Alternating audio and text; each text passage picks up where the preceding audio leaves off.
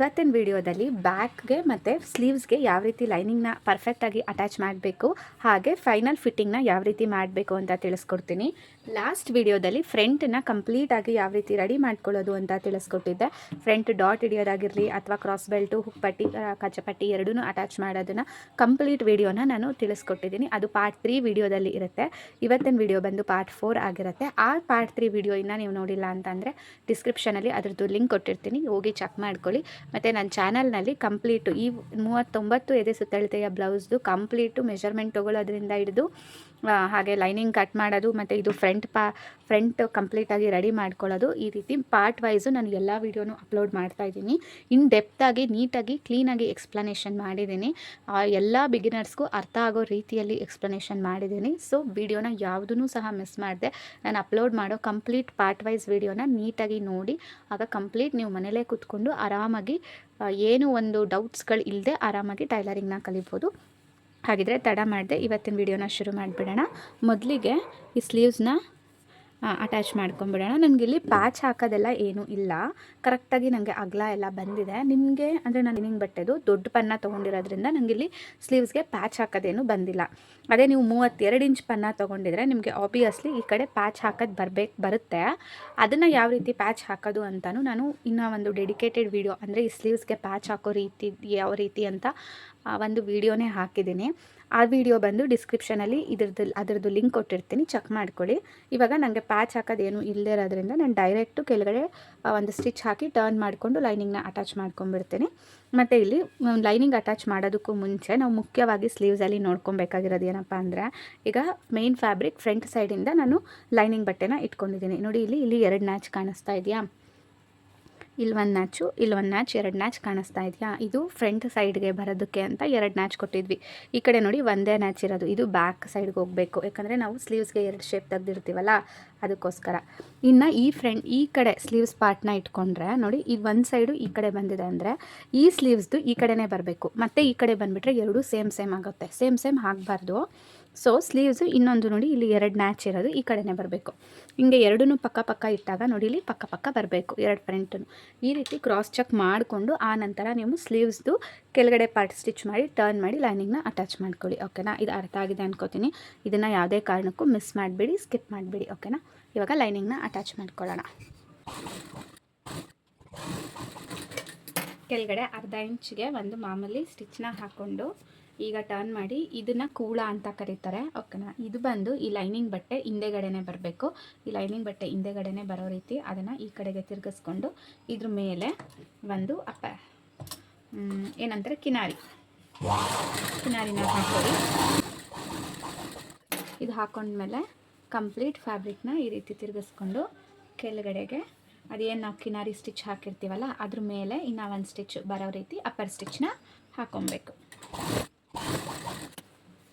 Okay, ಇವಾಗ full ಲೈನಿಂಗ್ನ attach ಮಾಡ್ಕೊಳ್ಳೋಣ.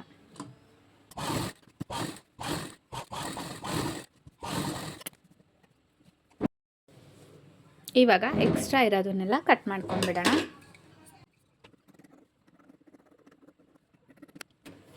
ಇವಾಗ ನೋಡಿ ಇದೇ ರೀತಿ ನಾನು ಇನ್ನೂ ಒಂದನ್ನು ಸಹ ರೆಡಿ ಮಾಡ್ಕೊತೀನಿ.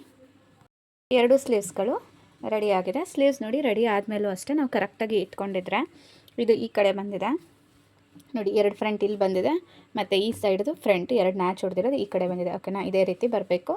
ಈಗ ಬ್ಯಾಕನ್ನು ಯಾವ ರೀತಿ ಅಟ್ಯಾಚ್ ಮಾಡೋದು ಬ್ಯಾಕ್ ಲೈನಿಂಗ್ನ ಅಂತ ನೋಡೋಣ. ನಾನಿಲ್ಲಿ ಬ್ಯಾಕ್ ಲೈನಿಂಗ್ಗೆ ಒಂದು ಶೇಪ್ನ ಕೊಟ್ಕೊತೀನಿ ಅಂತ ಹೇಳಿದ್ದೆ. ಶೇಪ್ ಕೇಳಿದ್ದಾರೆ ಅಂತ ಅಂದರೆ ಡಿಸೈನ್ ಕೇಳಿದ್ದಾರೆ ಅಂತ ಹೇಳಿದ್ದೆ. ಸೊ ಆ ಡಿಸೈನ್ ಬಂದು ನಾನು ಈ ವಿಡಿಯೋದಲ್ಲಿ ನಾನು ಡಿಸೈನ್ನ ಯಾವ ರೀತಿ ಮಾಡ್ತೀನಿ ಅಂತ ತೋರಿಸಲ್ಲ, ಅದು ಪುಟ್ಟಾಗಿ ಒಂದು ರೀಲ್ಸಲ್ಲಿ ಹಾಕಿಬಿಡ್ತೀನಿ ಡಿಸೈನ್ ಮಾಡಿರೋದನ್ನು. ಜಸ್ಟ್ ಈ ವಿಡಿಯೋದಲ್ಲಿ ಅದನ್ನು ಲೈನಿಂಗ್ನ ಯಾವ ರೀತಿ ಅಟ್ಯಾಚ್ ಮಾಡೋದು ಅಂತ ತೋರಿಸ್ತೀನಿ ಅಷ್ಟೇ. ಇಲ್ಲಿ ನಾನು ಬೇರೆ ಒಂದು ಡಿಸೈನ್ ಅಥವಾ ಒಂದು ಪ್ಯಾಚ್ ವರ್ಕ್ ಮಾಡ್ತೀನಿ ಅಂತ ಹೇಳಿದ್ದೆ ಅಲ್ವಾ, ಆ ಪ್ಯಾಚ್ ವರ್ಕ್ಗೆ ಅನುಸಾರವಾಗಿ ನಾನು ಇಲ್ಲಿ ಕತ್ತದು ಶೇಪ್ನ ಕಟ್ ಮಾಡ್ಕೊಂಡಿದ್ದೀನಿ. ನೀವು ಇವಾಗ ಅಂದರೆ ಸ್ಟಾರ್ಟಿಂಗ್ ಬಿಗಿನರ್ಸ್ಗಳು ನೀವು ಈ ಥರ ಶೇಪ್ ಎಲ್ಲ ಟ್ರೈ ಮಾಡೋಕ್ಕೆ ಹೋಗಬೇಡಿ. ಜಸ್ಟ್ ಒಂದು ರೌಂಡ್ ಶೇಪು ಅಥವಾ ಸ್ಕ್ವಯರ್ ಈ ರೀತಿ ನೀವು ಟ್ರೈ ಮಾಡಿಕೊಂಡು ಫಸ್ಟು ಸ್ಟಿಚಿಂಗ್ ಮಾಡೋದನ್ನು ಕಲ್ತ್ಕೊಳ್ಳಿ. ಆನಂತರ ನೀವು ಪ್ಯಾಚ್ ವರ್ಕ್ಗಳನ್ನ ಮಾಡ್ಕೊಬೋದು.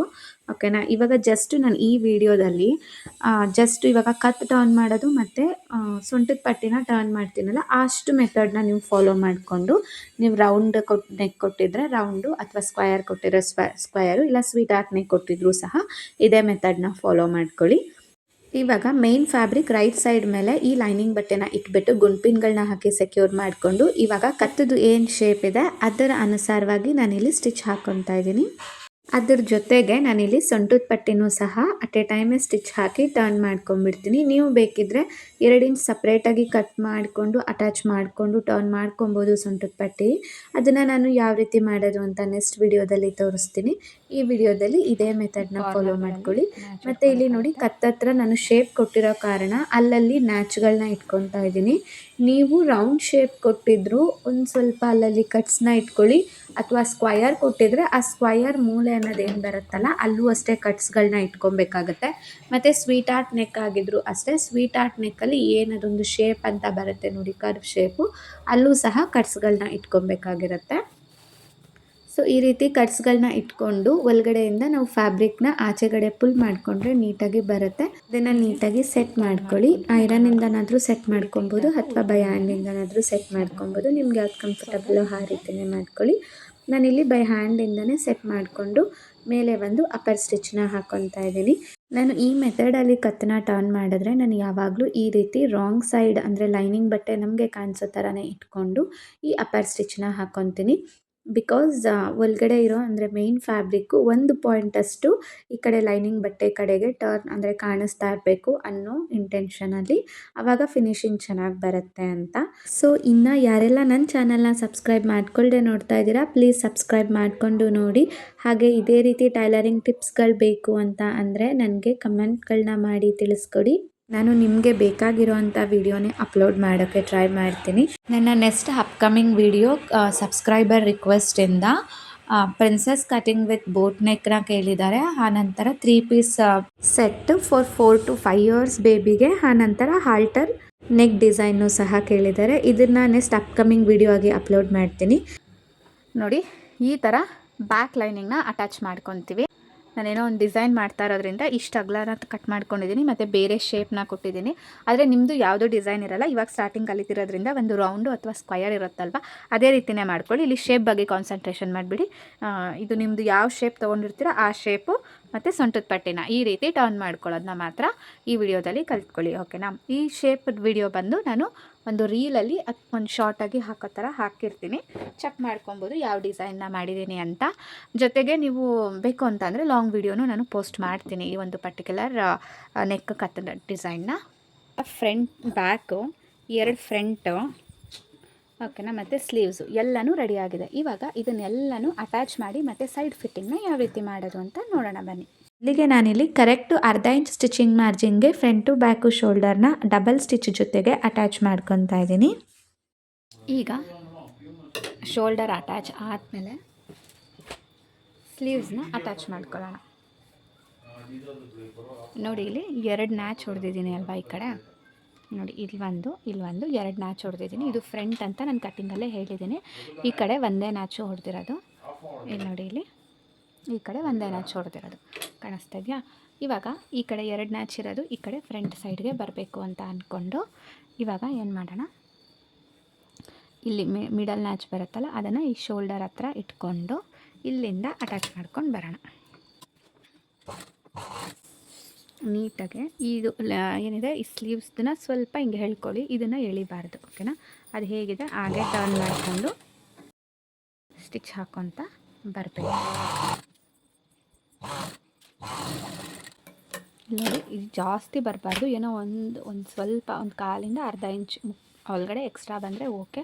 ತೀರಾ ನಿಮ್ಮದು 1 ಇಂಚು 1.5 ಇಂಚ್ ಆ ಥರ ಎಕ್ಸ್ಟ್ರಾ ಬರ್ತಾಯಿದೆ ಮೇಲ್ಗಡೆ ಬಾಡಿ ಪಾರ್ಟ್ಗಿಂತ ಸ್ಲೀವ್ ಪಾರ್ಟು ಅಂತ ಅಂದರೆ ನಿಮ್ಮದು ಇಲ್ಲಿ ಏನು ನೀವು ಎಕ್ಸ್ಟ್ರಾ ಲೂಸ್ ಅಂತ ಬಿಟ್ಟಿರ್ತೀರ ಅದು ಸರಿ ಇರಲ್ಲ ಅಂತ ನೋಡ್ಕೊಳ್ಳಿ. ಮತ್ತು ಇಲ್ಲಿ ನಾವು ಫಿಟ್ಟಿಂಗ್ ಮಾಡೋ ಜಾಗನೂ ಸರಿ ಇರಲ್ಲ. ಸೊ ಅದಕ್ಕೆ ನೋಡಿಕೊಂಡು ನೀವು ಮತ್ತೆ ಕಟಿಂಗ್ನ ಮಾಡ್ಕೊಬೇಕಾಗಿರುತ್ತೆ ಸ್ಲೀವ್ದು. ಆದಷ್ಟು ಇದು ಕೂಳ ಬರುತ್ತಲ್ಲ ಶೋಲ್ಡರ್ದು ಕೂಳ ಬೆನ್ನ ಕಡೆಗೆ ಬರೋ ರೀತಿ ಈ ರೀತಿ ಫೋಲ್ಡ್ ಮಾಡಿಕೊಂಡು ಬೆನ್ನ ಕಡೆಗೆ ಬರೋ ರೀತಿ ನಾವು ಇಟ್ಕೊಂಡು ಸ್ಟಿಚ್ನ ಹಾಕಬೇಕಾಗತ್ತೆ. ಮತ್ತು ಅರ್ಧದಿಂದ ಉಲ್ಟಾ ತಿರುಗಿಸ್ಕೊಂಡು ಹಾಕ್ಕೊತಾ ಇದ್ದೀನಿ. ನೋಡಿ ನನಗೆ ಆ ಕಡೆ ಜಾಸ್ತಿ ಬಂದಿರೋದಕ್ಕೆ ಈ ಕಡೆನೂ ಸ್ವಲ್ಪ ಜಾಸ್ತಿ ಬರ್ತಾ ಇದೆ. ಹೀಗಿದ್ರೆ ಏನೂ ಪ್ರಾಬ್ಲಮ್ ಇಲ್ಲ, ಯಾಕಂದರೆ ಎರಡೂ ಕಡೆನೂ ನಾವು ಸಮಕ್ಕೆ ಕಟ್ ಮಾಡಿರೋದ್ರಿಂದ ಏನೂ ಪ್ರಾಬ್ಲಮ್ ಆಗಲ್ಲ. ಒಂದು ಕಡೆ ಜಾಸ್ತಿ ಬಂದು ಒಂದು ಕಡೆ ಕಮ್ಮಿ ಬಂದಾಗ ನಿಮ್ಮದು ಸ್ಲೀವ್ಸ್ದು ಎಲ್ಲೋ ಏನೋ ಕಟ್ಟಿಂಗು ಮಿಸ್ಟೇಕ್ ಇದೆ ಅಂತ ಅರ್ಥ. ಒಂದು ಸ್ಲೀವ್ಸ್ ಕಟ್ಟಿಂಗ್ ಮಿಸ್ಟೇಕ್ ಇರುತ್ತೆ, ಇಲ್ಲ ಅಂದರೆ ನಮ್ಮದು ಆರ್ಮ್ ವಾಲ್ ರೌಂಡಿಂಗಲ್ಲಿ ನಾವು ಕಟ್ಟಿಂಗ್ ಮಿಸ್ಟೇಕ್ ಮಾಡಿರ್ತೀವಿ. ಅದೂ ಇಲ್ಲ ಅಂತ ಅಂದರೆ ನಾವಿಲ್ಲಿ ಡಾಟ್ ಹಿಡಿತೀವಲ್ಲ, ಈ ಡಾಟಲ್ಲಿ ಏನೋ ಜಾಸ್ತಿ ಹಿಡ್ದಿರ್ತೀವಿ. ಫ್ರಂಟ್ ಕಡೆ ಮಾತ್ರ ನಮಗೆ ಎಕ್ಸ್ಟ್ರಾ ಬರ್ತಾ ಇದೆ, ಬೆನ್ ಕಡೆ ಎಕ್ಸ್ಟ್ರಾ ಬರ್ತಿಲ್ಲ ಅಂದರೆ ಈ ಡಾಟಲ್ಲಿ ಮಿಸ್ಟೇಕ್ ಮಾಡಿರ್ತೀವಿ ಅಂತ ಅರ್ಥ. ಸೊ ಮೂರೂ ಕರೆಕ್ಟಾಗಿದ್ದಾಗ ನಮಗೆ ಎರಡು ಸೈಡೂ ಒಂದೇ ರೀತಿ ಬರುತ್ತೆ. ಓಕೆನಾ. ಇವಾಗ ಒಂದು ಸ್ಟಿಚ್ ಆದಮೇಲೆ ನಾವು ಈ ರೀತಿ ಸಮಕ್ಕೆ ಇಟ್ಕೊಂಡು ನೋಡ್ಕೊಬೇಕಾಗತ್ತೆ.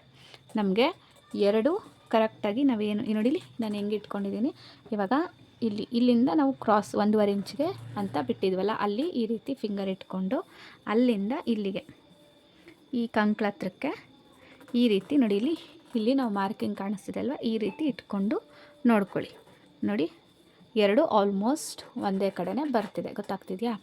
ಈ ರೀತಿ ಇಲ್ಲಿಗೆ ಇಟ್ಕೊಂಡು ಹೀಗೆ ಬೆಳ್ಳಲ್ಲಿ ಸಮಕ್ಕೆ ಇಟ್ಕೊಂಡು ನೋಡ್ಕೊಬೇಕು. ಇನ್ನು ಇಲ್ಲಿ ಅದೇ ರೀತಿ ಈ ರೀತಿ ಉದ್ದದಲ್ಲೂ ಸಹ ನೋಡ್ಕೊಬೇಕಾಗಿರುತ್ತೆ. ಇಲ್ಲಿ ನಮಗೆ ಫ್ರಂಟ್ ಜಾಸ್ತಿ ಬಂದರೆ ನಾವು ಡಾಟ್ಗೆ ಅಂತ ಬಿಟ್ಟಿರ್ತೀವಿ ಬಟ್ಟೆನ. ಓಕೆನಾ. ಇಲ್ಲಿ ನಾನು ಡಾಟ್ಗೆ ಅಂತ 1/4 ಇಂಚ್ ಬಿಟ್ಟಿದ್ದೆ, ಬಟ್ ಬಂದಿಲ್ಲ ಅದು. ಬಟ್ ನೋ ಪ್ರಾಬ್ಲಮ್, ಬರಲೇಬೇಕು, ಹಾಕಲೇಬೇಕು 4th ಡಾಟ್ ಅನ್ನೋದೇನೂ ಇಲ್ಲ.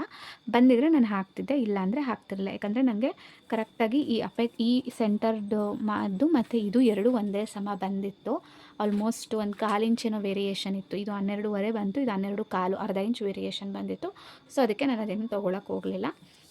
ಅಕಸ್ಮಾತ್ ನಿಮ್ದೇನಾದರೂ ಉದ್ದ ಬರ್ತಾಯಿದ್ರೆ, ಫ್ರಂಟ್ ಏನಾದರೂ ಒಂದು ಸ್ವಲ್ಪ ಅಂದರೆ ಈ ರೀತಿ ಏನಾದರೂ ಉದ್ದ ಬರ್ತಾಯಿದ್ರೆ ಈ ಎಕ್ಸಸ್ಸನ್ನ ನೀವು 4th ಡಾಟ್ಗೆ ಹೇಗೆ ಇಟ್ಕೊಬೇಕು ಅಂತ ತೋರಿಸ್ತೀನಿ. ನನಗಿಲ್ಲಿ ಬಂದಿಲ್ಲ, ಬಟ್ ಆದರೂ ತೋರಿಸ್ತೀನಿ. ನೋಡಿ, ಇಲ್ಲಿ ಸ್ಲೀವ್ ಅಟ್ಯಾಚ್ ಮಾಡಿರ್ತೀವಲ್ಲ, ಇದು ಕ್ರಾಸ್ ಬಟ್ ಎಂಡ್ ಪಾರ್ಟು, ಇದು ಸ್ಲೀವ್ ಅಟ್ಯಾಚ್ ಮಾಡಿರೋದು. ಈ ರೀತಿ ಫೋಲ್ಡ್ ಮಾಡ್ಕೊಬೇಕು. ಓಕೆನಾ. ನೋಡಿ, ಇದು ಫ್ರಂಟ್. ಓಕೆನಾ. ಇದನ್ನು ಈ ರೀತಿ ಹೀಗೆ ಫೋಲ್ಡನ್ನ ಮಾಡ್ಕೊಳ್ಳಿ. ಈಗ ಫೋಲ್ಡ್ ಮಾಡಿಕೊಂಡು ಈ ಜಾಗಕ್ಕೆ, ಓಕೆನಾ, ಸಮಕ್ಕೆ ಇಟ್ಕೊಂಡು ಇಲ್ಲಿಂದ ನೋಡಿ, ಇದು ನಮ್ಮ ಈ ಫಸ್ಟ್ ಡಾಟು ಎಂಡ್ ಆಗೋ ಜಾಗ. ಇದು ಇಲ್ಲಿಗೆ ಆಲ್ಮೋಸ್ಟ್ ಇಲ್ಲಿಂದ ಒಂದು ಅಂದಾಜು 4.25 ಇಂದ 5 ಇಂಚ್ ತನಕ ನೀವು ಇಟ್ಕೊಬೋದು. ಓಕೆನಾ. ಈ ರೀತಿ ಡಾಟ್ನ ಇಟ್ಕೊಬೇಕಾಗತ್ತೆ. ಇಲ್ಲಿ ನಿಮಗೆ ಒಂದು ಅರ್ಧ ಇಂಚ್ ಇಟ್ಕೊಳ್ಳಿ ಅಷ್ಟೇ. ಅರ್ಧ ಈ ಕಡೆ ಒಂದು ಅರ್ಧ ಇಟ್ಕೊಂಡ್ರೆ 1 ಇಂಚ್ ಎಕ್ಸಸ್ ಅಂತ, ಅದಕ್ಕಿಂತ ಜಾಸ್ತಿ ಇಟ್ಕೊಳ್ಳೋಕ್ಕೆ ಹೋಗಬೇಡಿ. ಅರ್ಧ ಇಂಚ್ ಇಟ್ಕೊಳ್ಳಿ. ನನಗೆ ಇಲ್ಲೇನೂ ಎಕ್ಸಸ್ ಬರ್ತಾಯಿಲ್ಲ. ನಾನು ಹೇಳಿದ್ನಲ್ಲ, ಇನ್ನೂ ಒಂದು ಸ್ಲೀವ್ಸ್ ಹತ್ರ ಇನ್ನೂ ಒಂದು ಸ್ಟಿಚ್ ಹಾಕೋದಕ್ಕೂ ಮುಂಚೆ ಈ ರೀತಿ ನೀಟಾಗಿ ಇಲ್ಲಿಂದ ಇಲ್ಲಿಗೆ ಮತ್ತು ಇಲ್ಲಿಂದ ಇಲ್ಲಿಗೆ ನೀಟಾಗಿ ನೋಡ್ಕೊಬೇಕಾಗಿರುತ್ತೆ. ಓಕೆ, ನಂಗೆ ಕರೆಕ್ಟಾಗಿ ಬರ್ತಿದೆ ಅಂದಮೇಲೆ ತಿರ್ಗಾ ಇನ್ನೊಂದು ಸ್ಲೀವ್ಸ್ ಹತ್ರ ಇನ್ನೂ ಒಂದು ಸ್ಟಿಚ್ ಹಾಕಿ ಫೈನಲ್ ಫಿಟ್ಟಿಂಗ್ ಇದೇ ರೀತಿ ಮಾಡಬೇಕಾಗತ್ತೆ. ಓಕೆ, ನಾನು ಇನ್ನೂ ಒಂದು ಸ್ಟಿಚ್ ಹಾಕಿ ತೋರಿಸ್ತೀನಿ. ಇವಾಗ ನೋಡಿ, ಇನ್ನೊಂದು ಸ್ಟಿಚ್ ಹಾಕ್ಕೊಂಡಿದ್ದೀನಿ. ಈಗ ಹಾಕ್ಕೊಂಡ್ಮೇಲೆ ಈಗ ಫ್ರಂಟ್ ಇಟ್ಕೊಂಡು ಈ ಥರ ಎಕ್ಸಸ್ ಬಂದಿದೆಯಲ್ವಾ, ಅದನ್ನು ಹೇಗೆಗೋ ಇಲ್ಲಿ ಈ ರೀತಿ ಕ್ರಾಸ್ ಆಗೋ ಈ ರೀತಿ ಎಲ್ಲ ಅಂದರೆ ಎಲ್ಲ ಮಾಡೋಕ್ಕೆ ಹೋಗಬಾರ್ದು. ಇದು ಏನಿದೆ ಇದನ್ನು ಈ ರೀತಿ ಹೀಗೆ ಸ್ಟ್ರೈಟಾಗಿ ಕಟ್ ಮಾಡ್ಕೊಳ್ಳಿ. ನಾವು ಎಷ್ಟೇ ಎಕ್ಸಸ್ ಬಂದಿದ್ರೂ ನಮ್ಮದು ಇಲ್ಲಿ ಏನಿದೆ ಅದನ್ನು ಕಟ್ ಮಾಡಬಾರ್ದು. ನಾವು ಇಷ್ಟು ಇಲ್ಲಿಂದ ಇಲ್ಲಿಗೆ 1.5 ಇಂದ 2 ಇಂಚಿಗೆ ನಾವು ಕಟಿಂಗ್ನ ಮಾಡ್ಕೊಬೇಕಾಗತ್ತೆ. ಮತ್ತು ಈ ಕಡೆ ಎಕ್ಸಸ್ ಬಂದಿರೋದನ್ನು ನೀವು ಹೀಗೆ ಕಟ್ ಮಾಡೋಕ್ಕೆ ಹೋಗಬೇಡಿ. ಓಕೆನಾ. ಇದನ್ನು ಹೀಗೆ ಉಲ್ಟಾ ತಿರುಗಿಸ್ಕೊಂಡು ಇದನ್ನು ಈ ಕೂಳೆನ ಹಿಂಗೆ ಮೇಲಕ್ಕೆ ಫೋಲ್ಡ್ ಮಾಡಿಕೊಂಡು ಈಗ ಇದನ್ನು ಸಮಕ್ಕೆ ಕಟ್ ಮಾಡ್ಕೊಳ್ಳಿ. ಓಕೆನಾ. ಈ ರೀತಿ ಕಟ್ ಮಾಡೋದ್ರಿಂದ ನೋಡಿ ಸ್ಟ್ರೈಟ್ ಒಂದು ಲೈನ್ ಬರುತ್ತೆ. ನಮ್ಗೆ ಇದು ಏನಿದೆ ಈ ಬಾಡಿ ಪೀಸ್ ಏನಿದೆ ಅದರ ಸಮಕ್ಕೆ ನಮಗೆ ಸ್ಟ್ರೈಟಾಗಿ ಬರಬೇಕು. ಸೊ ನಾವು ಹೀಗೆ ಮಾಡ್ಕೊಂಡಾಗ ಹೇಗೋ ಕ್ರಾಸಾಗಿ ಕಟ್ ಆಗ್ಬೋದು ಅಥವಾ ಹೀಗೆ ಕ್ರಾಸಾಗಿ ಕಟ್ ಆಗ್ಬೋದು. ಸೊ ಅದರಿಂದ ಇದನ್ನು ಉಲ್ಟಾ ತಿರುಗಿಸ್ಕೊಂಡು ಹೀಗೆ ಕಟ್ ಮಾಡ್ಕೊಳ್ಳಿ. ಈ ಸೈಡ್ದು ಮಾಮೂಲಿ ಒಟ್ಟು ನಮಗೆ ಬಾಡಿ ಪೀಸ್ ಕೆಳಗಡೆ ಇರಬೇಕು, ಅದ್ರ ಮೇಲೆ ನಾವು ಸ್ಲೀವ್ಸ್ನ ಕಟ್ ಮಾಡಬೇಕು. ಈ ರೀತಿ ಮಾಡ್ಕೊಳ್ಳಿ. ಓಕೆನಾ. ಇದು ಆದಮೇಲೆ ಸೇಮ್ ಸ್ಲೀವ್ಸ್ ಅಟ್ಯಾಚ್ ಮಾಡಿದ್ಮೇಲೆ ನಾನು ಆವಾಗಲೇ ಯಾವ ರೀತಿ ಇಟ್ಕೊಂಡಿದ್ದೆ ಆ ರೀತಿಯೇ ಇವಾಗ ಫಿಟ್ಟಿಂಗ್ ಮಾಡೋದಕ್ಕೆ ಇಲ್ಲಿಂದ 1.5 ಇಂಚಿಗೆ ನಾವು ಎಕ್ಸಸ್ ಸ್ಟಿಚಿಂಗ್ ಮಾರ್ಜಿನ್ನ ಕೊಟ್ಟಿದ್ವಿ ಅಲ್ವಾ, ಅದನ್ನು ಸ್ಟಿಚ್ ಹಾಕ್ಕೊಂಡ್ಬಿಡೋಣ. ಓಕೆನಾ. ಒಂದು ಸ್ವಲ್ಪ ರಫ್ ಮಾಡಿ ಒಂದು ಇಂಚ್ ಮುಂದಕ್ಕೆ ನೀಡಲ್ನ ಪಾಸ್ ಮಾಡಿಕೊಂಡು ಅದಾದಮೇಲೆ ತಿರ್ಗಾ ಈ ಕಂಕ್ಲು ಪಾರ್ಟಲ್ಲಿ ನಾವು ಈ ಕಡೆಯಿಂದನೂ 1.5 ಇಂಚ್ಗೆ ಮಾರ್ಕ್ ಮಾಡಿಕೊಂಡು ಸ್ಟಿಚ್ನ ಹಾಕ್ಬೋದು. ಬೇಷನ್ ಬರುತ್ತೆ.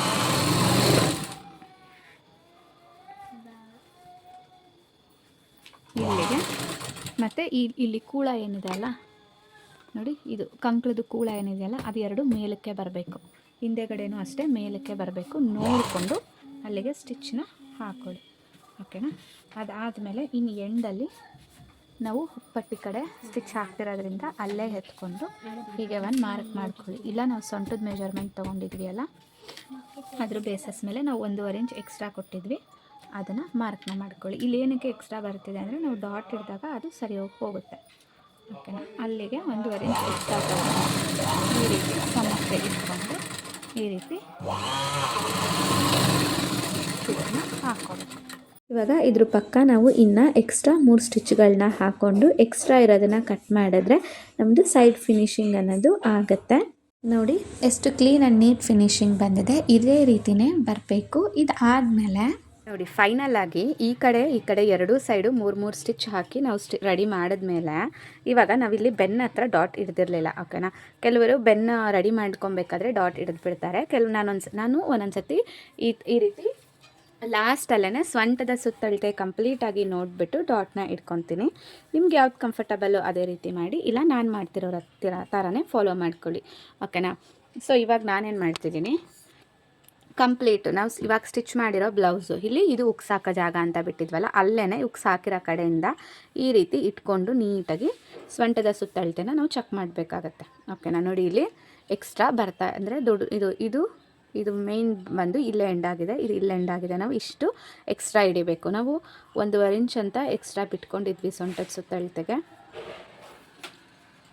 1 ಇಂಚ್ ಅಂತ ಬಿಟ್ಕೊಂಡಿದ್ವಿ. 2 ಇಂಚ್ ಆಗಿರುತ್ತೆ ಅದು. ನೋಡಿ ಇಲ್ಲಿ ಕರೆಕ್ಟಾಗಿ ಅಷ್ಟು ಬರ್ತಾ ಇದೆ. 1 ಪಾಯಿಂಟ್ ಕಮ್ಮಿ 2 ಇಂಚು ಹೋಗ್ತಿದೆಯಾ. ಇನ್ನು 2 ಇಂಚ್ ಇಲ್ಲಿ ಎಕ್ಸ್ಟ್ರಾ ಇರೋದನ್ನು ಇವಾಗ ಏನು ಮಾಡಿ, ಇವಾಗ ಆಲ್ಮೋಸ್ಟ್ 2 ಈ ಕಡೆ ಸ್ಟಿಚ್ ಆಗಿದೆ ಅಲ್ವಾ, ಫುಲ್ಲು ಸ್ಟಿಚಿಂಗ್ ಮಾರ್ಜಿನ್ ಎಲ್ಲ ಹೋಗಿದೆ. ಇನ್ನೇನಿದ್ರು ಈ ಪಾರ್ಟಲ್ಲಿ ಅಷ್ಟೇ ನಮ್ಮದು ಸೊಂಟದ ಬರಬೇಕು. ಅದನ್ನು ಈ ರೀತಿ ಫೋಲ್ಡ್ ಮಾಡ್ಕೊಳ್ಳಿ 2 ಸಮಕ್ಕೆ. ಈ ಸ್ಟಿಚಿಂಗ್ ಆಗಿರೋದು ಬಿಟ್ಟು ಇಷ್ಟು ಮಾತ್ರ ಫೋಲ್ಡ್ ಮಾಡಿಕೊಂಡು ಮತ್ತೆ ಫೋಲ್ಡ್ ಮಾಡ್ಕೊಳ್ಳಿ. ಆವಾಗ ನಮಗೆ ಕರೆಕ್ಟಾಗಿ ನಾವು ಯಾವ ಜಾಗದಲ್ಲಿ ಸೊಂಟದ ಸುತ್ತಳತೆ ಸ್ಟಿಚ್ ಮಾಡಬೇಕು ಅನ್ನೋದು ಬರುತ್ತೆ. ಬ್ಯಾಕ್ ಡಾಟ್ ಹಿಡಿಯೋದು ಯಾವ ಜಾಗದಲ್ಲಿ ಬರುತ್ತೆ ಅನ್ನೋದು ನಮಗೆ ಗೊತ್ತಾಗುತ್ತೆ. ಅಲ್ಲಿಗೆ ನೀವು ನೇರಕ್ಕೆ ಮಾಡಿಕೊಂಡಾಗ ಅದು ಕರೆಕ್ಟಾಗಿ ಶೋಲ್ಡರ್ ಕೆಳಗಡೆನೇ ಬರುತ್ತೆ. ಓಕೆನಾ. ಈ ರೀತಿ ಅದನ್ನು ಫೋಲ್ಡ್ ಮಾಡಿಕೊಂಡು ಇಲ್ಲಿ 1/2 ಇಂಚು ಮತ್ತು ಇದ್ರ ಕೆಳಗಡೆ ಸ್ವಲ್ಪ ಒಂದು ಇಷ್ಟುದ್ದ ಎಂಡಾಗಿ ಒಂದು 4 ಇಂಚ್ ಕೊಟ್ಟರು ಓಕೆ. ಇಲ್ಲಿಂದ ಒಂದು 4 ಇಂಚ್ ಉದ್ದಕ್ಕೆ 1/2 ಇಂಚ್ ಅಗಲಕ್ಕೆ ಡಾಟ್ನ ಇಟ್ಕೊಳ್ಳೋಣ. ಓಕೆನಾ. ನೋಡಿ ಇಲ್ಲಿ ಮಾರ್ಕ್ ಮಾಡಿದ್ದೀನಲ್ಲ ಆ ಜಾಗದಲ್ಲಿ ಇಟ್ಕೋಬೇಕು.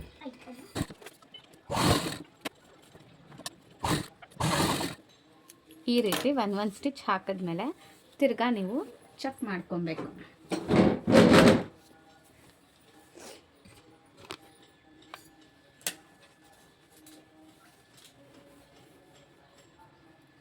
ನೋಡಿ ಇವಾಗ ಕರೆಕ್ಟಾಗಿ ಬರುತ್ತೆ. ಇಲ್ಲಿಂದ ನೋಡಿ ಕರೆಕ್ಟಾಗಿ ಬರುತ್ತೆ. ಓಕೆನಾ. ಇಲ್ಲಿಗೆ ನಿಮ್ಮದು ಕಂಪ್ಲೀಟ್ ಲೈನಿಂಗ್ ಬ್ಲೌಸು ರೆಡಿ ಆಗುತ್ತೆ. ಇನ್ನು ನಿಮ್ಮ ಹತ್ರ ಓವರ್ಲಾಕ್ ಮಿಷಿನ್ ಇದ್ದರೆ ಇಲ್ಲೆಲ್ಲ ಓವರ್ಲಾಕ್ ಮಾಡ್ಕೊಳ್ಳಿ. ಓವರ್ಲಾಕ್ ಮಿಷಿನ್ ಇಲ್ಲ ಅಂದರೆ ಥ್ರೆಡ್ ಆ್ಯಂಡ್ ನೀಡಲಲ್ಲೇ ನಾವು ಯಾವ ರೀತಿ ಓವರ್ಲಾಕ್ ಮಾಡಬೇಕು ಅಂತ ನಾನು ಬೈ ಹ್ಯಾಂಡಲ್ಲೇ ಯಾವ ರೀತಿ ಓವರ್ಲಾಕ್ ಮಾಡಬೇಕು ಅಂತ ನಾನು ವಿಡಿಯೋ ಅಪ್ಲೋಡ್ ಮಾಡಿದ್ದೀನಿ. ಅದರಲ್ಲಿ ಚೆಕ್ ಮಾಡಿಕೊಂಡು ನೀವು ವಿಡಿಯೋನ ನೋಡಿಕೊಂಡು ನೀವು ಓವರ್ಲಾಕ್ ಮಾಡ್ಕೊಬೋದು. ಓಕೆನಾ. ಇಲ್ಲಿಗೆ ಕಂಪ್ಲೀಟ್ ಲೈನಿಂಗ್ ಬ್ಲೌಸ್ ರೆಡಿ ಆಗಿದೆ. ನೋಡಿ ಇಲ್ಲಿ ಕಂಕ್ಳ ಹತ್ರನೂ ನೀಟಾಗಿ ಬಂದಿದೆ ಫಿನಿಶಿಂಗು.